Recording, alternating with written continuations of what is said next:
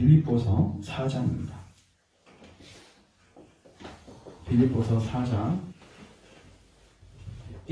11절에서 13절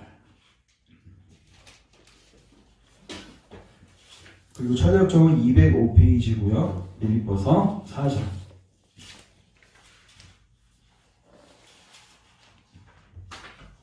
자, 4장 1절부터 13절 교독합시다. 내가 궁핍함으로 말하는 것이 아니니라. 어떠한 형편이든지 나는 자족하기를 배웠노니 미천에 차를 줄도 알고 공부에 차를 줄도 알아. 모든 일 곧 배부름과 배고픔과 공부와 궁핍에도 차를 줄 아는 일체의 비결을 배웠노라. 같이 읽습니다. 내게 능력 주시는 자 안에서 내가 모든 것을 할 수 있느니라. 아멘. 제가 기도하고 주의 말씀 증거합니다. 하나님, 오늘도 우리에게 주의 말씀 들을 수 있는 은혜 주셔서 감사합니다. 하나님, 이 말씀을 통해서 당신의 충만을 경험하게 하시고 또 우리 삶을 향한 하나님의 뜻을 깨닫게 하시고 또 드러난 죄는 버리고 주님 뜻대로 나아갈 수 있는 우리의 삶을 조정할 수 있는 은혜를 허락하여 주시옵소서.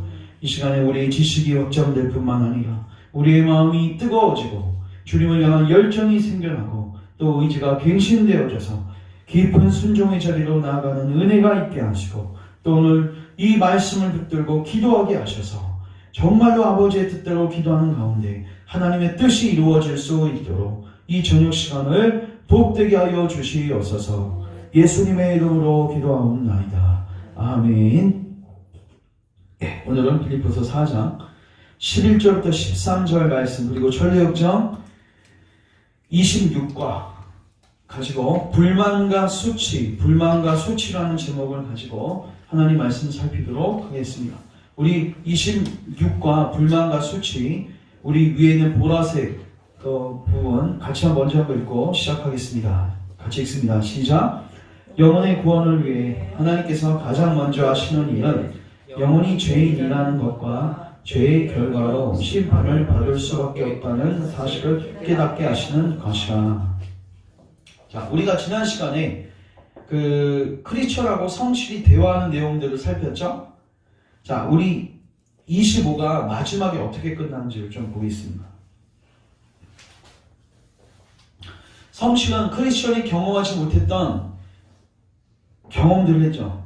첫 아담이 와서 자기를 껴안으면서 그리고 이 사람 도망치려고 하면서 오라 나는 공고한 사람이다.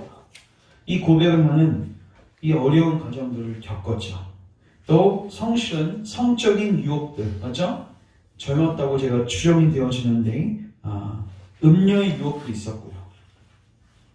그 다음에 크리스천이 이제 마지막에 어떻게 하냐면 마지막 부분, 마지막 줄 보십시오. 그런데 겸손의 골짜기에서 아무도 만나지 못했습니다. 여러분, 크리스천은 겸손의 골짜기에서 무엇을 만났죠? 아볼로 만난 거 기억하시죠? 네. 맞죠? 그래서 검 들고 싸우다가 또 검도 놓치고 어려운 가운데 있었지만 또 주님께 착복하는 가운데 검을 다시 들고 아볼론을 찔러서 승리를 경험했던. 근데 이제 성실은 이 겸손의 골짜기에서 무엇을 만나냐면 오늘 제목처럼 불만하고 수치를 만나게 됩니다. 이건 무슨 말이냐? 우리가 하나님께서 우리를 겸손하게 하기 위해서 우리를 낮추시기 위해서 재정적인 어려움 줄 수 있고 관계 어려움 줄 수 있고 또 여러 우리가 생각할 수 없는 어려움들을 줄 수 있는데 그때 우리에게 또 찾아오는 공격들이 뭐냐면 불만이에요. 맞죠? 그리고 또 하나 뭐가 있냐면 수치가 있습니다. 그래서 이 두 부분들을 살펴보도록 하겠습니다. 자, 크리스천이 뭐라고 질문했다고요? 겸손의 골짜기에서 누굴 만났냐고 물어봤죠. 성실. 첫 번째, 자, 불만 동그라미 하시고 불만이라는 자를 만났습니다. 그 자는 자기와 함께 돌아가자고 저를 설득했습니다. 그러니까 어려운 상황이 올 때마다 이스라엘 백성들이 어디로 돌아가려고 했어요? 애굽으로 돌아가려고 했죠. 맞죠? 하나님께서 이런 광야에 두신 목적이 뭐라고 되어 있습니까? 신명기 8장 저들을 낮추시기 위해서. 맞죠? 그게 겸손의 골짜기거든요. 근데 겸손의 골짜기에 들어가면 인간 안에 드는 생각이 뭐예요? 아우 주님 왜 나를 이렇게 홀대하시는가? 나 왜 이렇게 힘들게 하시는가? 뭐예요? 불만 불평이 가득하게 되죠. 이게 하나님 시험하는 건데. 자, 그래서 이제 옛날 그 죄된 삶으로 애국으로 돌아가자고 또 유혹하는 거예요. 설득했습니다. 자, 두 번째 줄. 불만이 돌아가고자 하는 이유는 이 골짜기에서는 영감을 얻을 수 없기 때문입니다. 그러니까 계속 이런 힘든 날만 계속 된다고 이제 얘기를 하는 거죠. 더욱이 이 골짜기를 애써서 통과하는 것은 줄 치세요. 교만, 오만, 자기 기만, 세상 영감과 같은 저의 모든 친구에게 불순종하는 것이며 불만이 아는 사람들을 매우 화나게 만드는 것이고 저 자신을 바보로 만드는 것이라고 말했습니다. 쉽게 말해서 겸손의 골짜기 통과하면 누가 화낼 거다? 교만이 화내고 오만이 화내고 자기 기만 그리고 세상 영감이 비웃을 거라는 거죠. 이 말은 뭡니까? 이 겸손의 골짜기를 제대로 통과하면 여기 줄친 이 상품과 반대로 갈 수밖에 없다는 거예요. 그럼 겸손의 골짜기를 제대로 통과하면 어떻게 돼요? 교만하지 않고 어떻게 되죠? 겸손해지고요. 오만하지 않고 주님을 의지하게 되고요. 자기 기만에 빠지지 않고 자기 점검을 하게 됩니다. 맞죠? 속지 않는단 말이에요. 그리고 세상 영광을 위해서 사는 게 아니라 하나님의 영광을 위해서 살게 되겠죠. 이게 순례의 요정이잖아요. 근데 이제는 반대로 가자는 거예요. 그렇죠? 그래요. 그래서 당신은 어떻게 대답했습니까? 저는 불만에게 그들이 나의 친족들이어서 내가 그들과 친했을지 몰라요. 이게 뭐예요? 불신자 때는 우리 다 뭐예요? 교만했고 오만했고 자기 기만에 빠져 있었고 세상 영광을 위해서 살았잖아요. 우리하고 친했어요. 맞죠? 그러나 내가 순례자가 된 이후 그들은 나와 의절을 했고 나도 그들을 거절했기 때문에 그들은 나에게 더는 아무것도 안 합니다. 주치세요. 그들은 나에게 더는 아무것도 안 합니다. 대단히 단호한 태도이죠. 여러분 회개에는 세 가지 요소가 필요한데 자 우리 이건 한번 찾겠습니다. 데살로니가 전서 1장 가보겠습니다. 데살로니가 전서 1장 9절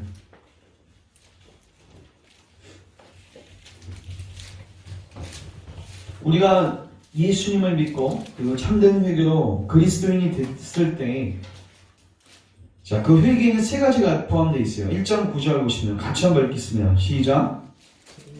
우리에 대해 선을 말하기를 그 너에게 가운데 들어가는지와 너희가 어떻게 영향을 부리고 내게 돌아서 사랑해지고 참된 신앙을 섬기는 자와 자, 여기까지만. 자, 여기서 보시면 너희가 어떻게 우상을 버리고 자, 회개할 때 처음에 뭐가 있어야 돼요? 우상을 버리고 죄된 삶을 버리는 게 반드시 필요합니다. 그렇죠? 아까 말했던 뭐 교만, 오만, 뭐 세상 영광을 위해서 사는 거 이 모습을 버리는 게 반드시 필요해요. 근데 그것만 갖고는 안 돼요. 그 중립지대는 없습니다. 맞죠? 누군가에로 가야 돼요. 누구에게로 가야 돼요? 하나님께로 돌아와야 돼요. 그럼 와서 뭐 합니까? 이게 회개의 두 번째 요소가 하나님께로 돌아오는 거고요. 세 번째는 뭐냐면 그 하나님을 뭐 해야 돼요? 섬겨야 되는 거예요. 이게 세 번째 요소예요. 이게 뭐예요? 하나님께 우리의 지체를 의의 병기로 드리는 거예요. 그러니까 여기는 걸로만 안 된단 말이에요. 뭐 해야 돼요? 드려야 된단 말이에요. 로마서 6장 11절에 보면 그냥 들으십시오. 그런즉 이제는 너희는 죄에 대하여 죽은 자요 하나님께 대하여 산 자로 뭐해라? 여겨라. 이게 뭔 말입니까? 여러분 죄는요 아까 그 줄쳤던 불만, 교만, 오만, 자기기만, 세상 영광 우리로 하여금 계속해서 죄 짓자고 우리를 꼬드겨요. 그럼 이제 우리는 뭐처럼 반응해야 되냐면 시체처럼 반응하시면 돼요. 여러분 시체는 흔들어도 일어나는 법이 없습니다. 맞죠?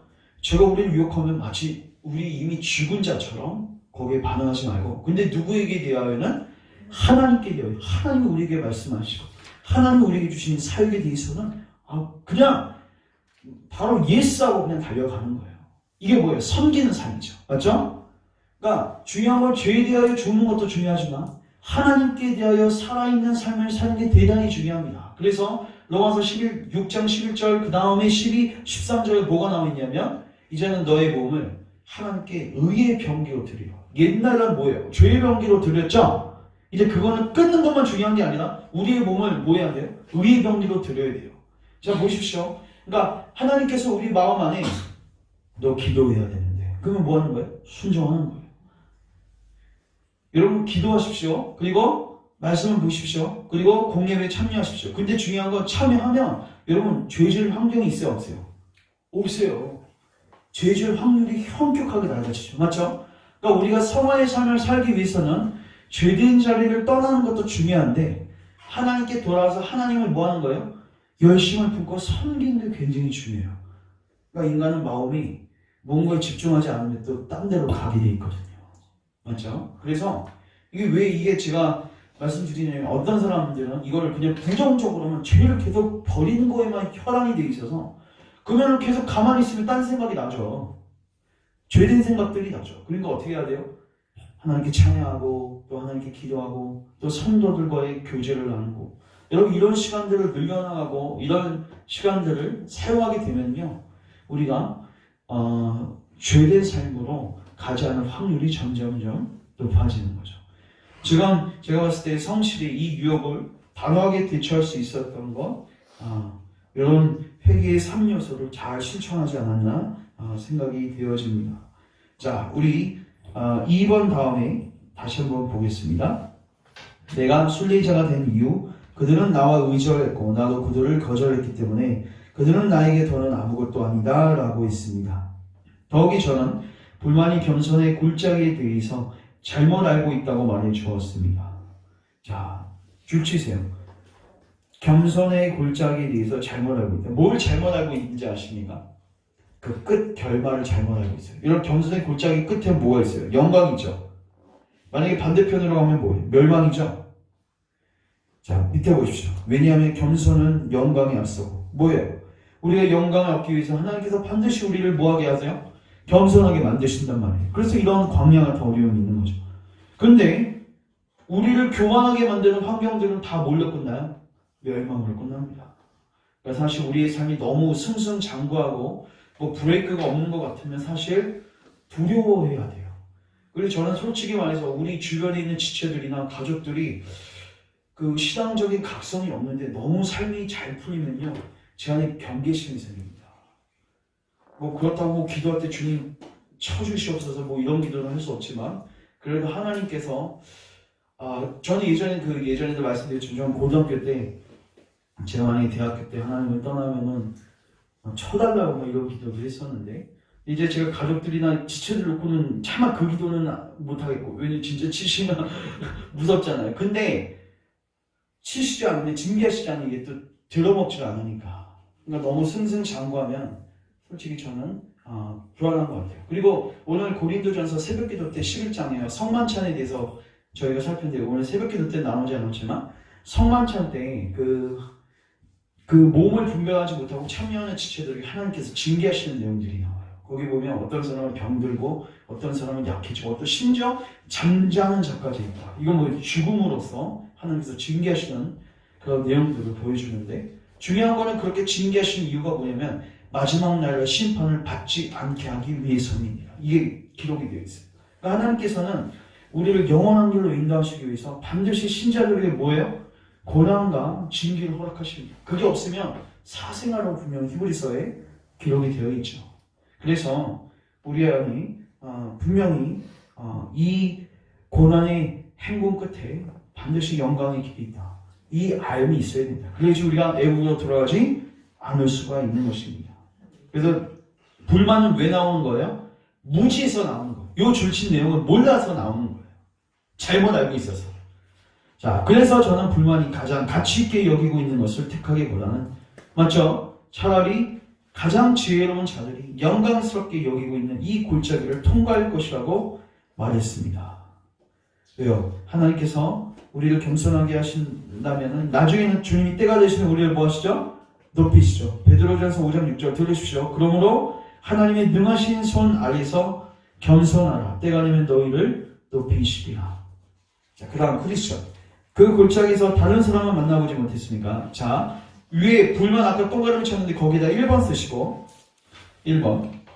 그 다음 페이지 수치 동그라미 치시고 2번 쓰세요. 두 번째는 뭐예요? 수치, 영어로 shame. 이게 뭐냐면요 여러분 우리가 광야의 길을 걷고 있으면 얼마나 자기가 초라해 보이겠습니까? 맞죠?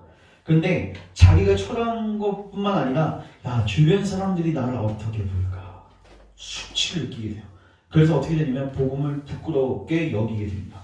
대표적인 게 여러분 우리가 그 불신자들끼리 모였을 때 그 식사 기도할 때 다른 사람들이 다 쳐다보고 있는데 기도하면은 제가 그 한 번은 그 식당에 갔는데 저는 그래서 그런 부분에 있어서 제 안에서도 의식이 되죠. 그래도 이제 복음을 부끄러워하면 안 되지 하고 딱 기도하는데 어느 날은 제가 기도하는 모습 그분이 보셨어요. 왜냐면 제가 기도할 때 이렇게 반찬 갖다 놓는 소리가 들렸어요.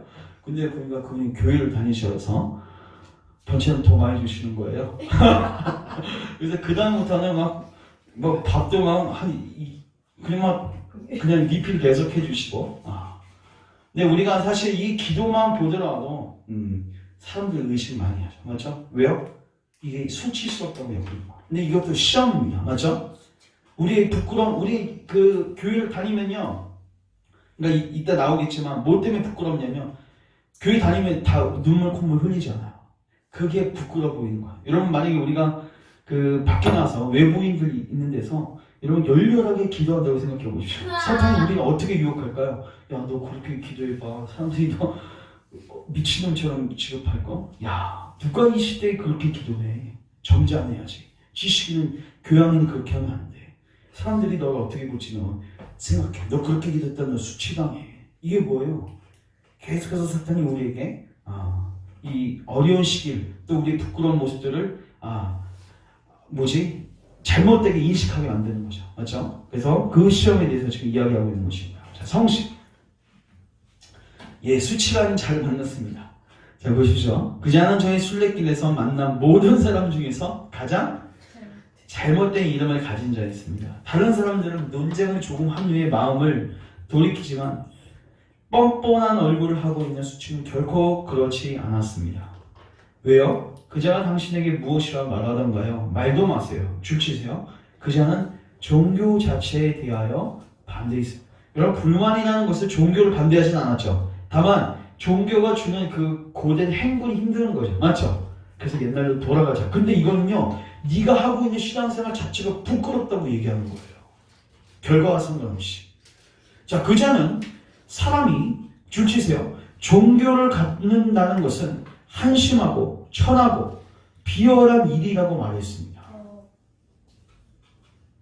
여기 저는 동감이 많이 되는데 그리고 이거 다 줄치시는 줄 부드러운 양심은 남자답지 못한 것이며 허세를 부리는 자위에서 자신을 구속해 자신의 말 행위 돌아온다. 이게 뭔 말이에요? 여러분 다 요새 주변에 불신자들 남자를 만나면 뭐 허세 있죠. 나 이런 사람이야. 나 이런 직장 있어. 나 연봉 얼마인데 다 이거 뭐 허세죠. 근데 이제 그리스도를 믿으면 그런 곳에 이제 빠지지 않죠. 오히려 자기를 그렇게 자랑하면 부끄럽다. 맞죠? 오히려 그 말과 행위는 회개한단 말이에요. 근데 이제 그러한 사람들이 있는 데서 야 나는 이렇게 자동차 이런 것 때문에 허세 부렸던 거 하나님께 회개했어. 이러면 사탄이 즉각적으로 우리한테 야 너 왜 그걸 얘기해? 너 그거 부끄러운 일이야. 다른 사람들이 이해 못할 걸? 이해되시죠? 주변 사람들이 다 그렇게 살고 있거든요. 저는 예전에 어렸을 때 그 친가 식구들 제가 아직도 기억나는데 제 20대 때 이제 그 연세대학교 졸업하고 그 다음에 이제 신당 갈 때요. 그 외가 쪽을 거의 다 믿는데 친가 쪽 하나도 안 믿었을 거예요, 진짜. 근데 거기에 갔는데 와 얼마나 공격해야 되는지 진짜 수치감이 들 정도로 수치를 느끼게 만들 정도로 너는 대단히 무식한 선택을 했다. 너는 대단히 어리석은 선택을 했다. 왜 그런 선택을 했는지. 그래서 제가 웬만한 큰 모임 아니면 안 갔습니다. 그 다음부터. 다행히도 모임은 보통 주의를 하는데 제가 사역자니까 이제 엄마 아빠가 이제 핑계 댈 게 있는 거죠. 그래서 이제 그 이후는 거의 만남이 없었어요. 가면 항상 뭐예요? 수치를 주는 거예요. 대놓고 줍니다. 가족들. 예수님도 이번 주에도 보겠지만 예수님도 그 미쳤다는 소식을 듣고 가족들이 와서 잡아가지 않습니까? 그 수치를 주는 거예요. 자, 오늘날에도 그 특별히 가부장적인 이제 우리 한국 사회 속에서는 회개하면은 이제 약해 보이잖아요. 맞죠? 그게 대단히 이제 부끄럽게 여겨요.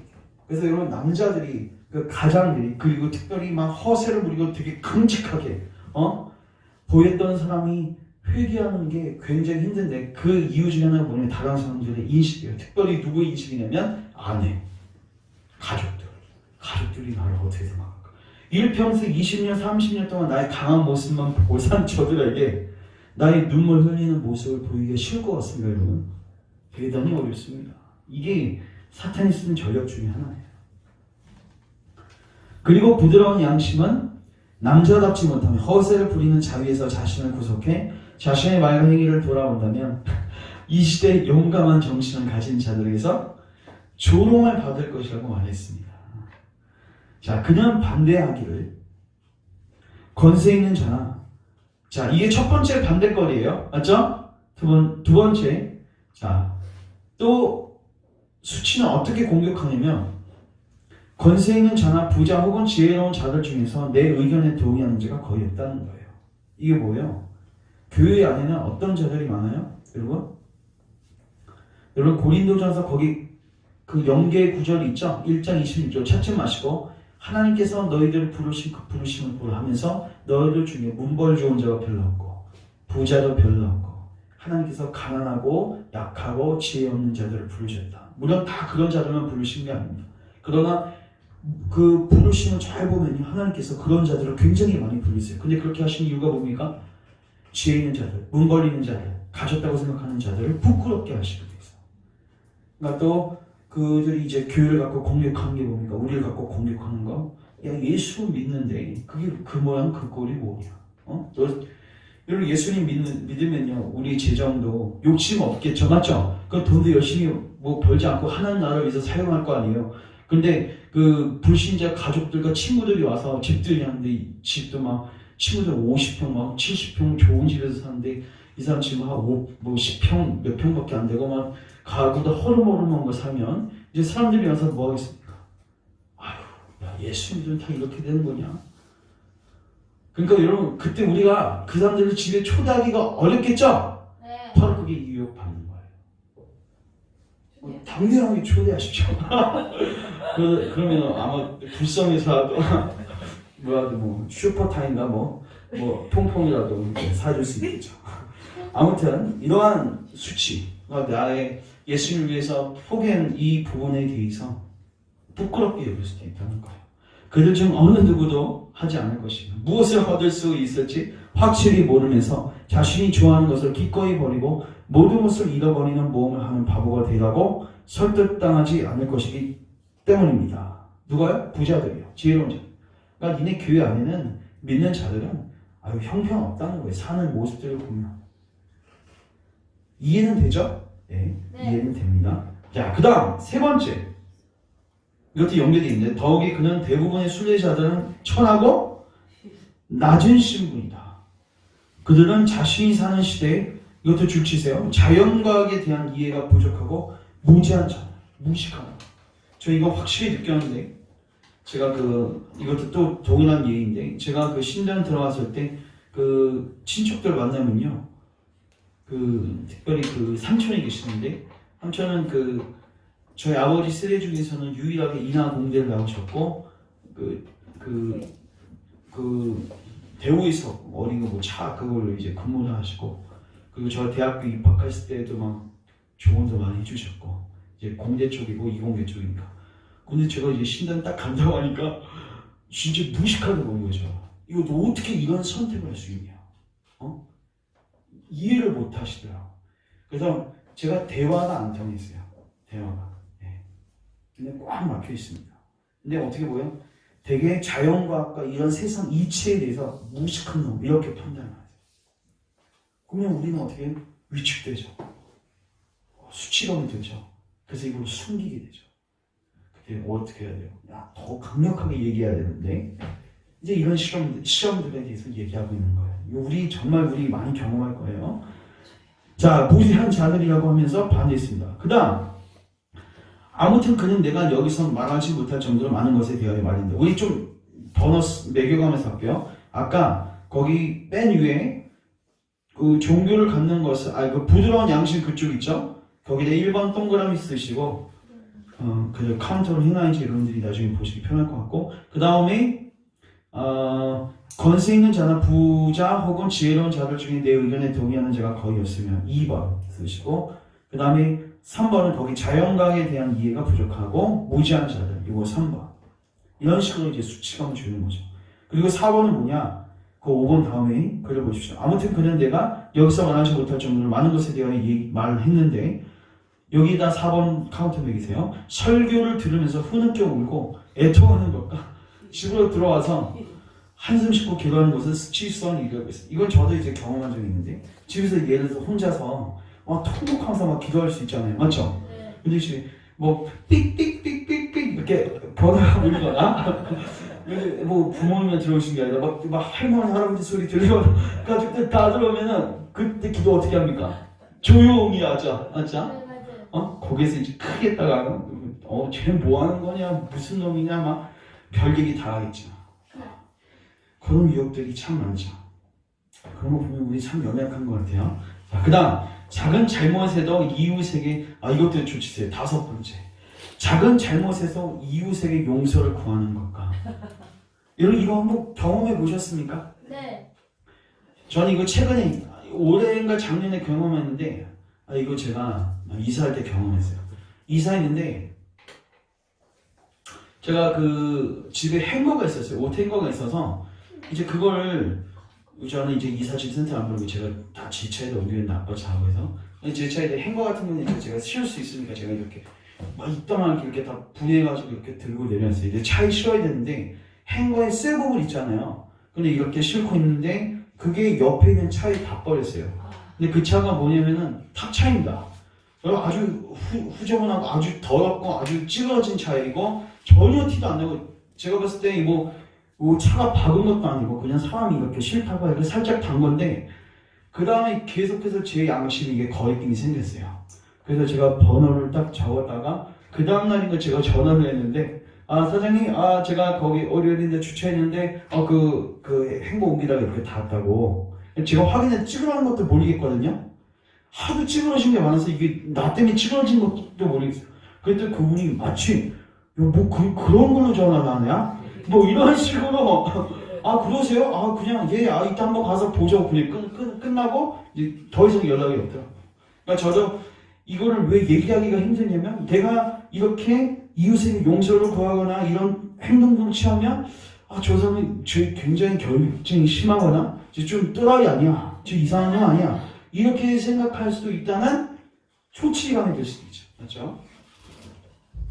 자, 그래서 어떤 것이라도 취한 후에 다시 배상하거나 돌려주는 것은 부끄러운 일이라고 했습니다.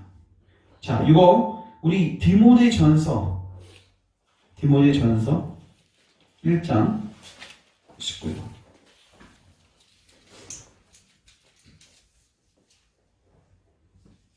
19절 보시면요. 이게 왜 그리스도인들에게 필요하냐면요. 19절 같이 한번 읽겠습니다. 시작. 믿음과 착한 양심을 가지라. 어떤 이들은 이 양심을 버렸고 믿음의 가나에 파손한다. 여기 잘 보십시오. 양심하고 믿음이 나오죠. 양심하고 믿음은 같이 갑니다. 만약에 양심을 버리게 되면 나중에 믿음이 어떻게 돼요?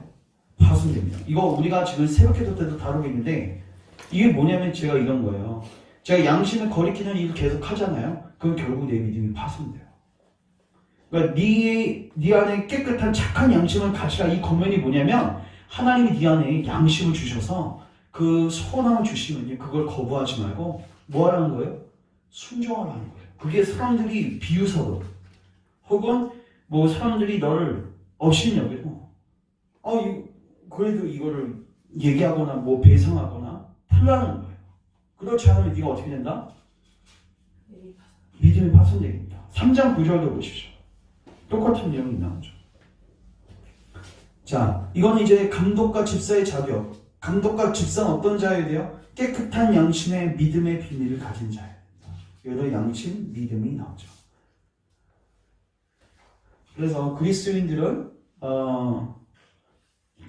이 양심을 지키기 위해서 힘을 써야 되는데 그렇다 보면 이건 이제 사탄이 공격합니다. 야, 너 이제 용서를 구하. 이러면 혹시 그런 청년부 때 그런 모임, 그런 액션 취해보셨습니까? 이렇게 하나님께서 비춰주셔서 어떤 지체한테 가서 이렇게 용서를 구하는 거.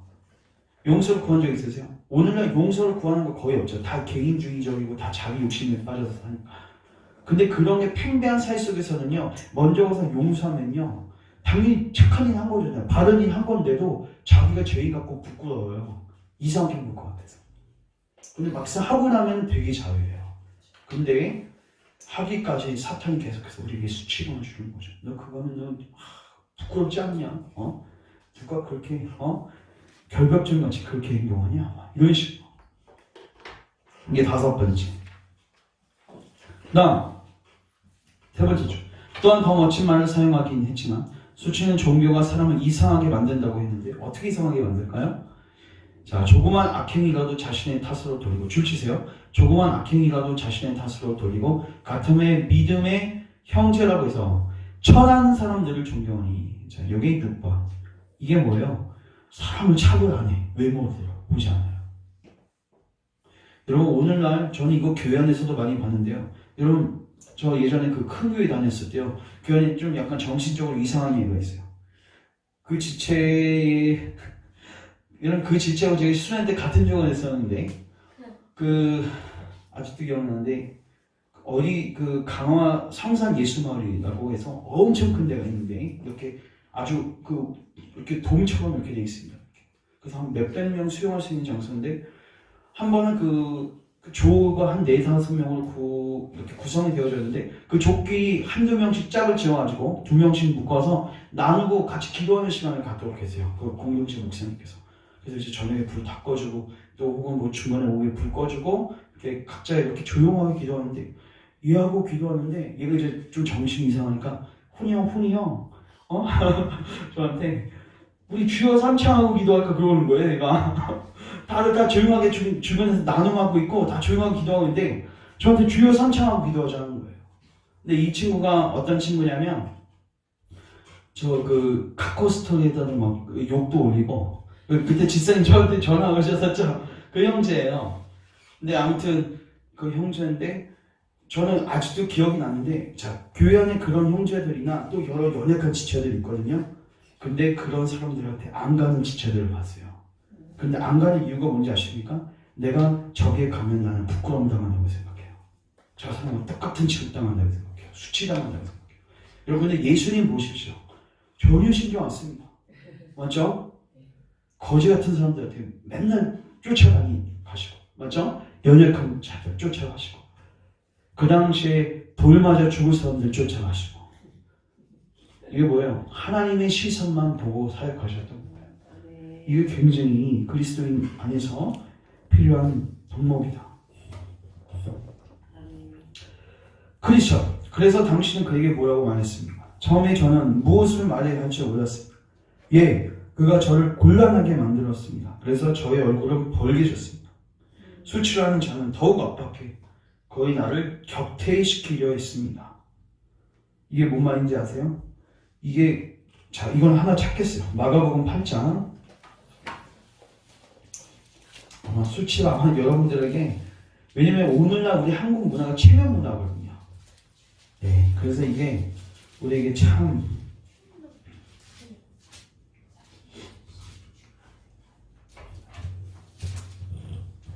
자, 38절, 8장 38절, 마가복음. 같이 읽습니다. 시작. 누구든지 이 음란하고 죄많은 세대에서 나와 내 말을 부끄러워하며 인자도 아버지의 영광으로 거룩한 천사들과 함께 올 때 그 사람을 부끄러워하리라. 그러니까 주님께서 우리를 위해서 자신을 주시기까지 했는데, 우리는 주님을 뭐예요? 주님을 부끄러워하고 그분의 말을 부끄러워하는 거.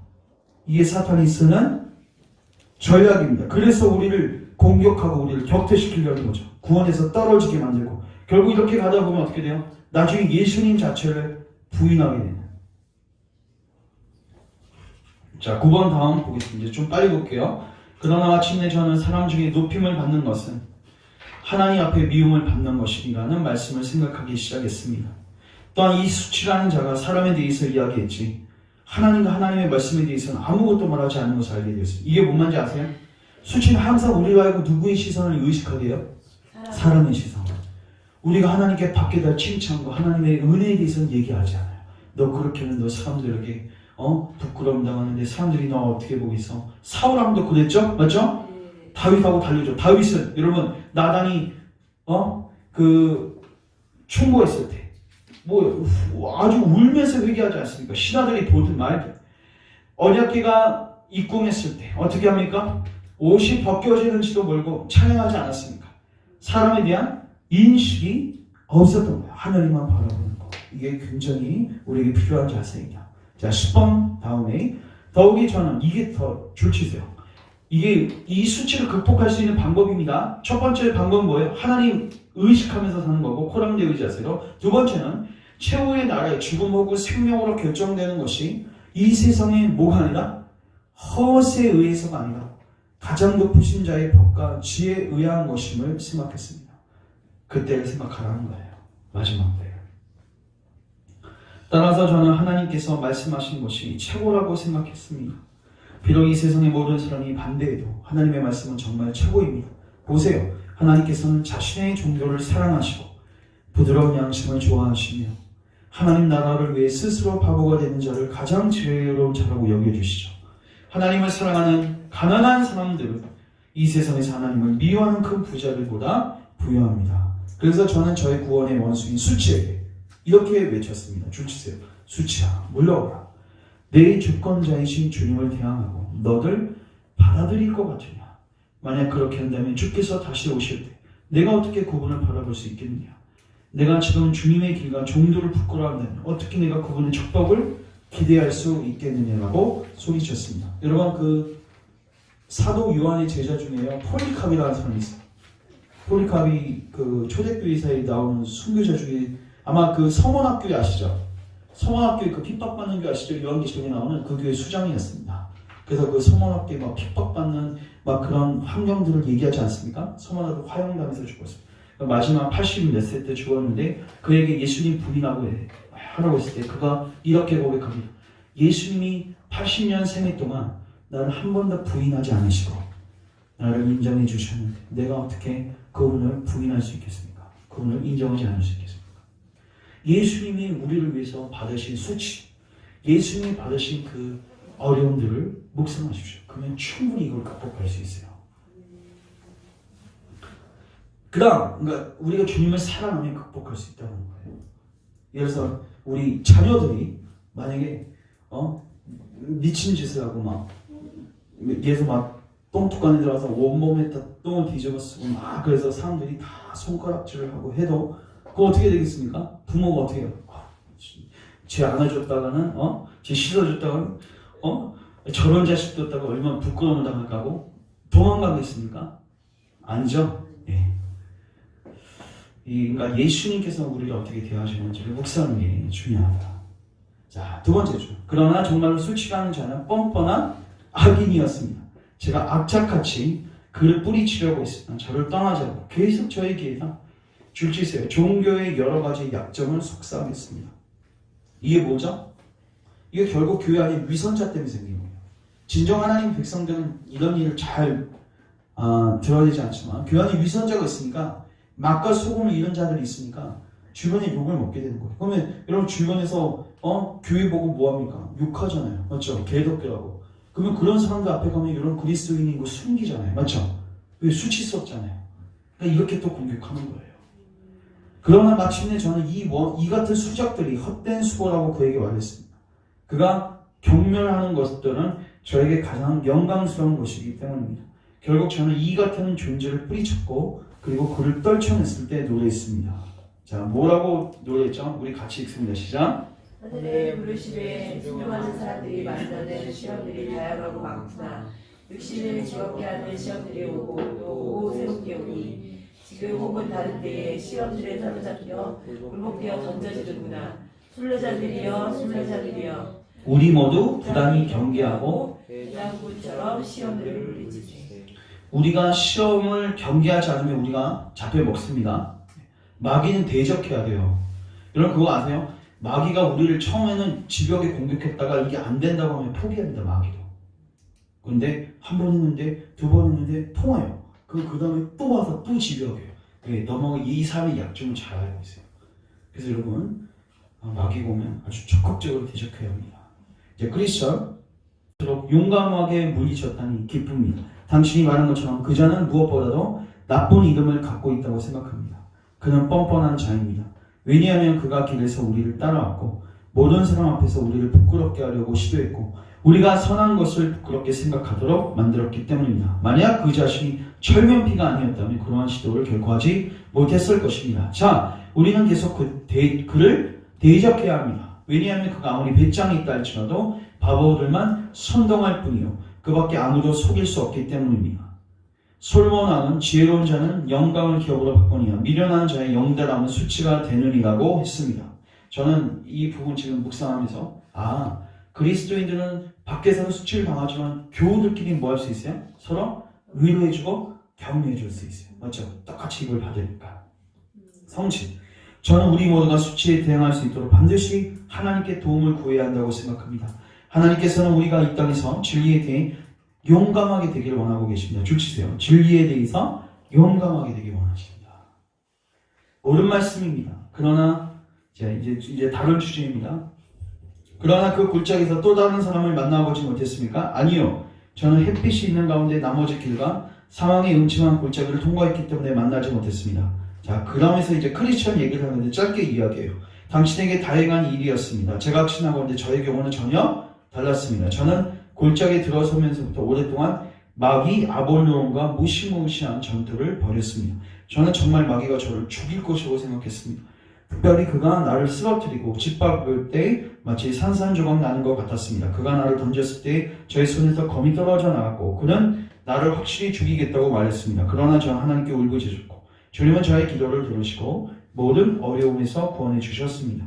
제가 사막의 음침한 골짜기에 들어가서 골짜기의 절반을 통과할 때까지 거의 빛이 없었고 저는 그곳에서 죽는 줄로 생각하고 또 생각했습니다. 그러나 마침내 동이 텄고 태양이 떠올라서 저는 더 쉽고 평온하게 나온 길을 끝까지 갈 수 있었습니다.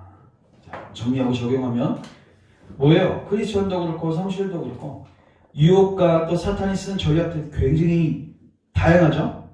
그러니까 우리가 이 전략들을 다 할 필요가 있습니다. 아마 아볼론과 같은 시험도 우리가 때로는 받을 수 있어요. 맞죠? 우리를 두렵게 하고 우리를 낙심케 하고 맞죠? 그러나 때로는 우리로 수치감을 느끼게 예수님 믿는 걸 수치스럽게 만들어 버리는 거예요. 그래서 이 신앙을 버리게 만들어요. 때로는 광야에서 불만을 갖게 만드는 거예요. 이게 사탄이 쓰는 아주 다양한 방식입니다. 우리가 이 전략들을 알 필요가 있어요. 마귀의 계획을 아셔야 됩니다. 그리고 거기에 적극적으로 대응해야 돼요.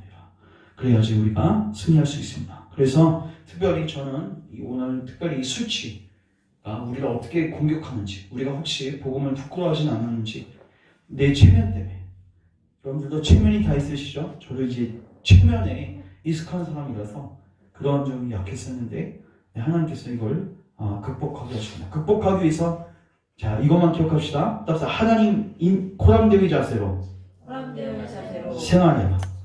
그리고 두 번째 마지막 때를 생각해라. 그리고 예수님이 먼저 수치 받으신 걸 묵상하십시오. 이 세 개 제가 기도하고 같이 연합해서 기도합니다.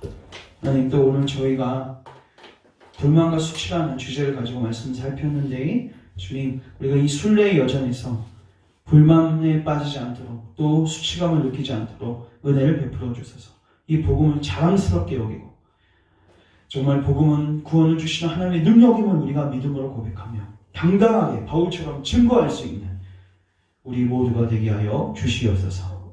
또 우리가 그 어떤 어려운 상황 속에서 주님의 그 놀라운 섭리를 인정하며 불평하고 불만하지 않고 늘 감사함으로 나아가는 우리 모든 교우들 될 수 있도록 은혜를 베풀어 주옵소서. 예수님의 이름으로 기도합니다. 아멘. 네, 오늘도 하나님께서 우리에게 주신